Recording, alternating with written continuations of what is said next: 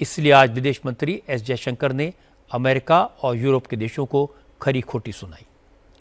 America के double standard को world forum पर एक्सपोज किया। फिनलैंड में फॉरेन और सिक्योरिटी पॉलिसी के फोरम में विदेश मंत्री जयशंकर से पूछा गया क्या उनको रूस से तेल लेने में हिचक नहीं होती, जबकि रूस यूक्रेन में बेगुनाह लोगों को मार रहा है। इसके जवाब में जयशंकर ने कहा कि किसी भी देश के लिए नैतिकता से ज्यादा जरूरी है उसके नेशनल इंटरेस्ट। विदेश मंत्री ने अमेरिका का एग्जाम्पल दिया और कहा जब अमेरिका ने ईरान पर अटैक किया, क्रूड ऑयल की कीमतें बढ़ी तो अमेरिका ने रूस से तेल खरीदने पर लगी पाबंदी हटा ली। इसी तरह जब तक यूरोपीय देशों को रूस से सस्ता तेल मिलता रहा तब तक वो भी चोरी छुपे रूस से ऑयल इंपोर्ट करते रहे। हालात बदले तो अमेरिका और यूरोप दूसरे देशों को नैतिकता का ज्ञान देने लगे। ये नहीं चलेगा। विदेश मंत्री ने कहा कि भारत भी अपनी जरूरत के मुताबिक तेल खरीदता है। अगर रूस भारत को सस्ते में तेल बेचता है तो इसमें किसी को क्या दिक्कत है? So I buy oil. I buy oil based on cost and availability. So at that point of time, much of the oil available on the market was Russian because Europeans were essentially buying up the Middle East oil,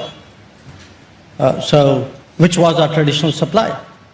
So circumstances pushed us in a certain direction. When we didn't buy significant amount of Russian oil till 2022. Circumstances compelled us to get into that market.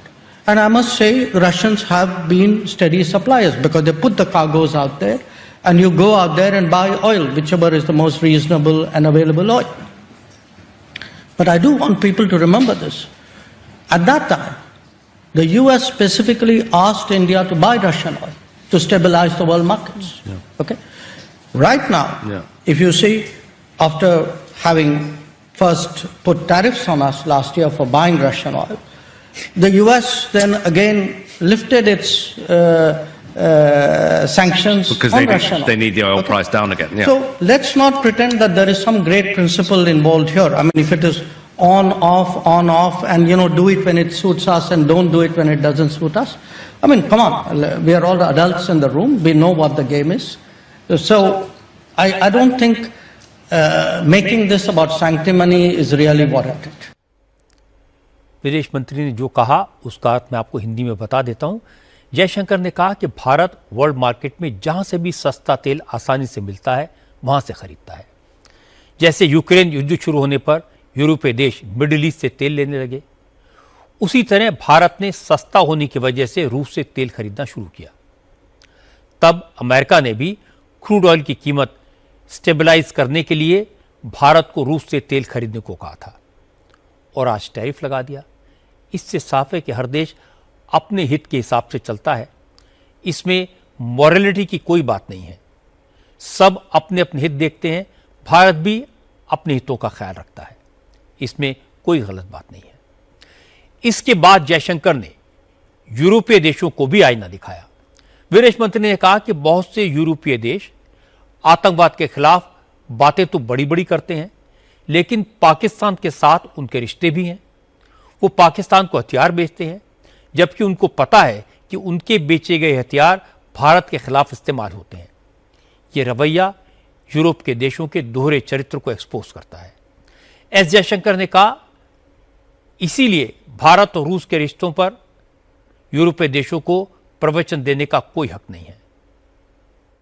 Since you spoke about moral ambiguity, I would say this, no European country has been attacked with Indian weapons.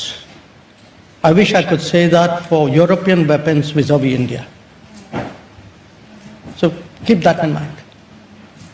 Be more explicit so that people understand what you're saying. Europeans sell weapons which are used to attack India. Not now, for many, many years. We Indians have never done anything to endanger Europe. So I think that's a reasonable point. विदेश मंत्री जयशंकर साफ साफ कह रहे हैं, यूरोपीय देश भारत के दुश्मनों को हथियार देते हैं। भारत ऐसा नहीं कहता। यही यूरोप का दोगलापन है।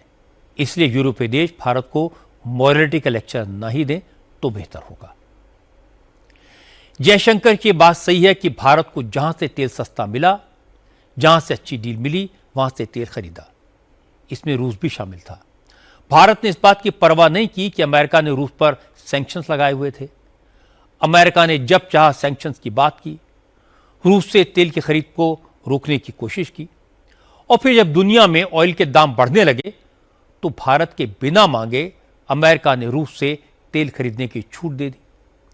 सच तो यह कि भारत ने न पहले परवाह की थी न बाद में, अपनी जरूरत के मुताबिक तेल खरीदा। यही वजह है कि आज भी दूसरे देशों के मुकाबले भारत के पास ऑयल और गैस का पर्याप्त स्टॉक है। बस प्रॉब्लम यह थी कि अमेरिका के रवैये पर कोई कुछ बोलता नहीं था। आज क्लियर हो गया कि भारत न तो वॉर शुरू होने से पहले अमेरिका के दबाव में था और न ईरान से जंग शुरू होने के बाद किसी तरह के प्रेशर में आया।